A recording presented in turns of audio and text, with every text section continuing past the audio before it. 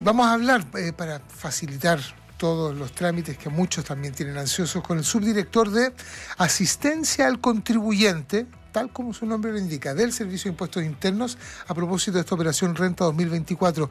Muy buenos días, Patricio Muñoz, ¿qué tal? Hola, buenos días. Hola Loreto, hola Álvaro, ¿cómo estás? Muy buen día. Muy buen día, Patricio. Sí, gracias Patricio por atender el llamado de la radio y desde ya invitamos a los auditores que nos hagan las preguntas a través del WhatsApp. Patricio, hay una que se repite todos los años y que en vista de lo que sucedió ayer, ¿no? Que había mucha gente tratando de ingresar al sitio. ¿Varía si es que uno hace el trámite antes o después, entre hoy día, la próxima semana, en fin? En absoluto. Ya. De hecho, es muy buena la pregunta porque nos ocurre todos los años que por la ansiedad de las personas, ¿verdad? El primer día ingresan en una cantidad importante en nuestro sitio. Ayer tuvimos millones de sesiones abiertas en tramos horarios que fueron muy acotados y por lo tanto lo que hicimos fue poner esta fila virtual de manera que pudiéramos también manejar las expectativas de las personas y que ellos vieran que todavía teníamos un espacio de tiempo para poder atenderlos. Uh-huh. La operación renta tiene distintos plazos, pero en general para las personas que declaran y reciben devolución pueden declarar entre ayer 1 de abril y el 10 de mayo. Por lo tanto, tienen prácticamente 5 semanas para poder declarar. Y dependiendo de la fecha en que declaran, es la fecha en que reciben la devolución. En este caso estamos haciendo un esfuerzo adicional bien importante para el primer tramo de declaración que va entre el 1 de abril y el 8 de abril. Las personas pueden recibir su declaración el día 26 de abril. En general lo devolvíamos a mediados de mayo, por lo tanto hemos adelantado bastante tiempo este proceso, ¿ya? Y luego las empresas y personas que tienen que pagar renta tienen plazo para declarar entre el 8 de abril, que es el próximo lunes, y el 30 de abril. Entonces todavía tenemos tiempo y que las personas no se apuren porque aquí no se va pagando por orden de primer declarado, primer pagado, sino que a todos los que declaran en el primer tramo se les paga al mismo tiempo el 26 de abril. Este año aparece algo que a muchos le ha llamado la atención y que tiene que ver justamente con información relacionada con arriendos. ¿Qué información es esa? ¿Qué es lo que solicita el Servicio de Impuestos Internos? Sí, mira, esto es un cambio normativo que tiene que ver con las declaraciones para personas que tienen muchas propiedades, ¿ya? ¿Qué ocurre? Ocurre que hasta la operación renta del año pasado, cuando yo era una persona natural y tenía una propiedad, esa propiedad, si yo la arrendaba, esos ingresos eran declarados como no renta. A partir de esta propiedad, de este año, ¿verdad? Lo que se dice es que las personas que tengan múltiples propiedades, que son propiedades habitacionales, que son de FL2, que sí cumplen con ciertas características, ¿verdad? En cuanto a metraje y en cuanto también a la forma de adquisición, van a tener las dos primeras propiedades exentas de renta y desde la tercera en adelante, si es que las arriendan, vamos a cobrarle impuesto por la renta que generó ese arriendo. En general, lo que nosotros hacemos para facilitarle la vida a las personas, le decimos, mire, usted tiene todas estas propiedades a su nombre, registradas en el Servicio de Impuestos Internos, díganos qué hace con ellas. Entonces nos puede decir, yo vivo acá, en esta otra viven mis familias y por lo tanto no les cobro, y esta tercera o cuarta propiedad que yo tengo, efectivamente la tengo en arriendo y le pedimos la información respecto de los valores, ¿ya? Nosotros la información que mostramos es la que nos entrega el conservador de bienes raíces. Entonces nos ha pasado que hoy día muchas personas, por ejemplo, nos dicen, ¿sabe que usted me está mostrando esta propiedad, pero yo esta propiedad la vendí el año pasado? Como el conservador de bienes raíces todavía no nos entrega la información, la persona lo que puede hacer en este caso es declarar en el mismo asistente que no reconoce la propiedad como propia y por lo tanto el asistente le va a permitir seguir con el trámite. Pero en caso de arriendo, ¿es el contribuyente el que tiene que informar los montos y todos esos datos? Así es. Cada persona que es dueña de la propiedad, ¿ya?, y la arrienda es la que nos informa en qué meses la arrendó y en qué valor la arrendó mensualmente. Claro, porque nos están preguntando mucho, bueno, uno ingresa a sucesión de impuestos internos y ahí sale la propuesta, ¿no? Cuando una persona tiene, usted ha dicho, más de que las dos primeras... Tres propiedades. Claro, en la tercera empieza a pagar, Estamos hablando, perdón, sí. Loreto, estamos hablando de propiedades habitacionales. Sí. Estamos hablando de otro tipo de propiedades como oficinas, empresas, son casas. Claro, a partir de la tercera entonces. Pero ahí la persona tiene que, por iniciativa propia, indicar que tiene esa propiedad y que percibe un ingreso por eso, o el servicio va a saber y le va a informar antes. No, nosotros no sabemos si la persona... Nosotros sabemos que la persona es propietaria de esa casa habitación, pero no sabemos qué hace con ella. Y por lo tanto, el asistente lo que hace es entregarle distintas opciones para que nos digan qué es lo que hace con cada una de esas propiedades. Perfecto, y ahí tiene que completar esa información entonces. Así es. ¿A qué se arriesga una persona que dice que la tiene ahí para el hijo, por ejemplo, pero la arrienda? Mira, luego lo que nosotros hacemos con todos los cruces de información que tenemos es determinar respecto de las personas que declaran renta, por qué tienen esas rentas y qué es lo que nos entregaron en la información. Entonces, hoy día nosotros construimos propuestas con toda la información que nos entregaron las empresas, los contribuyentes en el proceso de declaración jurada, que es el proceso que va aguas arriba. Nos entregan mucha información que nosotros transformamos, procesamos y declaramos y presentamos, en propuestas de declaración tanto para personas como para empresas. Este año estamos presentando 3.900.000 propuestas, tanto para los dos segmentos.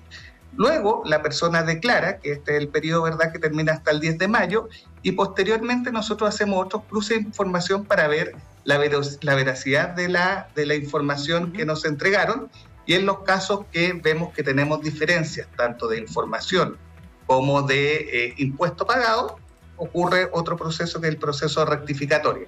Ahí le decimos a las personas, a las empresas, ustedes lo que tienen que hacer es rectificar respecto de la información que yo tengo o bien demostrarnos en los antecedentes que poseemos por qué se dan esas diferencias, y en caso que estas personas o estos contribuyentes no rectifiquen, lo que ocurre después es que pueden pasar a procesos de revisión o de fiscalización, pero siempre creemos la buena fe del contribuyente y esperamos que ellos nos entreguen o rectifiquen correctamente la información. Patricio, ¿se toma en cuenta, a propósito de los arriendos, lo que los contribuyentes pagan por vía de contribuciones durante el año? No, porque son dos impuestos distintos en general. Un impuesto sobre impuesto. Uno es renta y el otro es un impuesto territorial. Así es. Y el impuesto territorial es importante recordar que ese impuesto no cae directamente a las arcas fiscales, es decir, el impuesto territorial por pago de contribuciones no nos ayuda en todo lo que tiene que ver con los servicios que presta directamente el Estado, sino que el impuesto territorial va a cada municipalidad y es uno de los grandes ingresos que tienen las municipalidades para poder prestar todos los servicios que ya entregan. El cobro sí cae sobre el mismo bolsillo, digamos.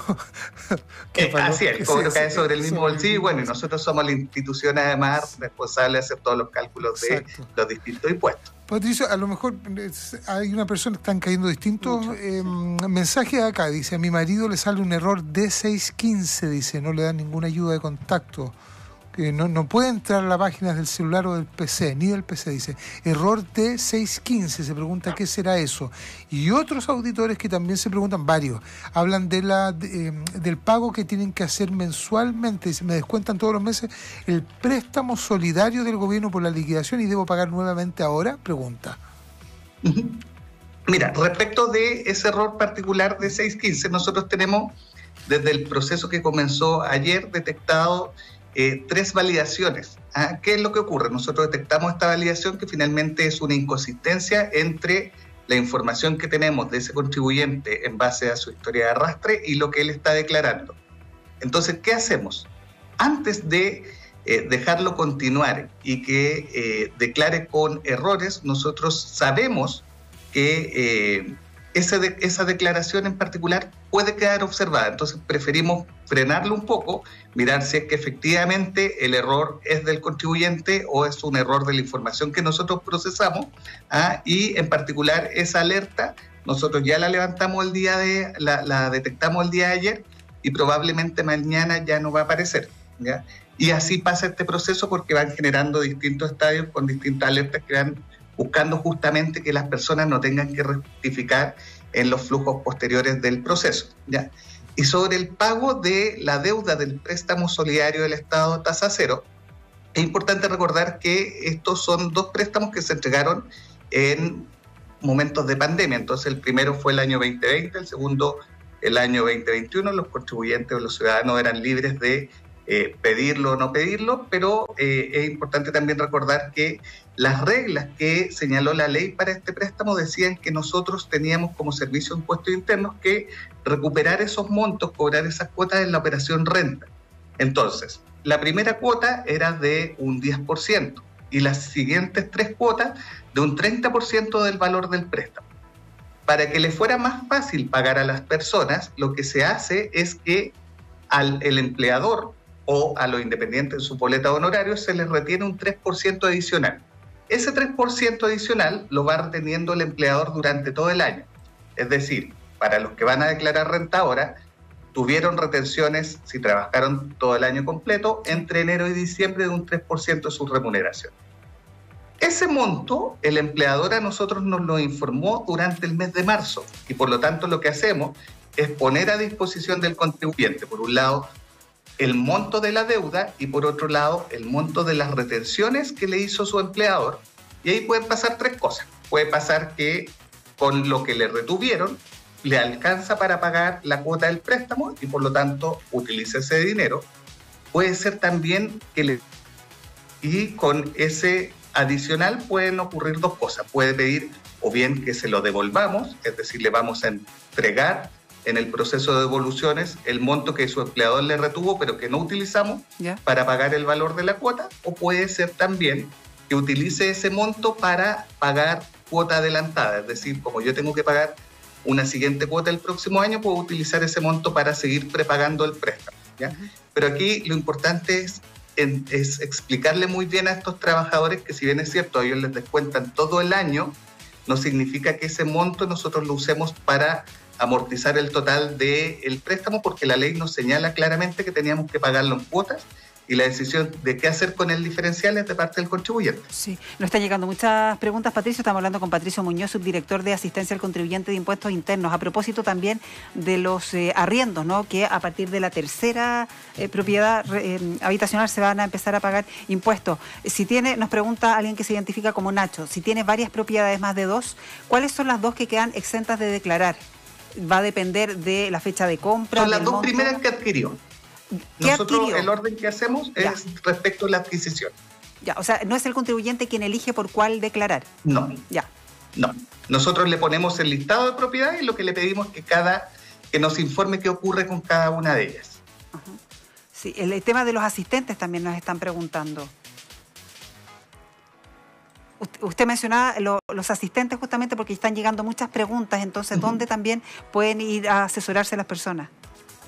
Mira, aquí hay varias cosas. Nosotros lo que intentamos hacer es que cada vez sea más fácil declarar renta y eso significa que vamos poniendo cada vez más ayuda en nuestro sitio web y por lo tanto, dependiendo del beneficio tributario o la obligación tributaria que tengan las personas, van a tener siempre un asistente al respecto. Entonces hay asistentes para el arriendo de vivienda, hay otro asistente para la enajenación y venta de arrienda, hay otro asistente para cuando yo vendo acciones. Perdón, nos preguntan en particular, nos pregunta Jessica, sí. ¿Por qué no está el asistente de cálculo de beneficios por educación? El asistente de cálculo por beneficio de educación es un crédito que se da a las personas que tienen a hijos estudiando y que además tienen que pagar impuestos. Entonces, en el caso particular de Jessica, la invitación es mirar primeramente si es que su colegio o el colegio donde van sus hijos o hijas presentó la declaración del año anterior donde ellos nos informan que efectivamente tienen alumnos como hijos de Jessica y que son aquellos que están cumpliendo con todas las reglas que pone este beneficio que tiene que ver principalmente con asistencia. En caso que tengan dudas, nosotros tenemos hoy día habilitado en todo el país más de 150 puntos de atención, no solo en nuestras oficinas, sino que también en todos los, tenemos muchos acuerdos de colaboración con centros de educación superior, con institutos técnicos, con colegios, entonces también la ciudadanía puede ir a esos lugares. Nosotros tenemos toda la información en el sitio web, tenemos también potenciada nuestra mesa de ayuda con más de 100 operadores adicionales que están a disposición de los contribuyentes porque entendemos que este proceso genera muchas dudas y por supuesto toda la información que tenemos en nuestro sitio web. Uh-huh. Perdón, lo que se paga en arriendo, vale decir los arrendatarios, ¿descuentan algo de su base imponible? No por el minuto. Depende mucho de cuando tú eres empresa y llevas un control de gastos. En esos casos las empresas sí pueden descontar como gasto al arriendo, pero las personas naturales no. A pesar de que a las personas naturales hoy día se les está pidiendo que declaren sus arriendos como renta, arriendo, claro. Y supongamos que hay uno de ellos que por la razón que sea arrienda un inmueble, en lo que él pague en arriendo no se le descuenta. A pesar de que... No se descuenta. Ya, ok, vale. Aquí lo que tenemos que pensar que esto es un cambio que se hizo, ¿verdad?, para financiar la PGU, y lo que busca que es personas que tengan varias propiedades, ¿verdad?, hagan un pequeño esfuerzo adicional respecto de al menos una de ellas. Entonces, sí o sí, la ley lo que dice es que si yo tengo dos, las dos quedan exentas. Yo no voy a tener que pagar nada, pero si tengo más de dos propiedades y hago negocios con estas propiedades, sí voy a tener que pagar impuestos. Hay muchas personas, por ejemplo, que compran muchos departamentos solamente para hacer negocio. Entonces, en esos casos particulares es donde estamos invitando, ¿verdad?, a que hagan la declaración, porque entendemos que ahí sí que vamos a tener una recaudación adicional. Patricio Muñoz, subdirector de Asistencia al Contribuyente de Servicio de Impuestos Internos. Muchas gracias por haber estado con nosotros, Patricio. Gracias, Patricio. Buen día. Gracias a ustedes, Loreto Álvaro, que estén muy bien.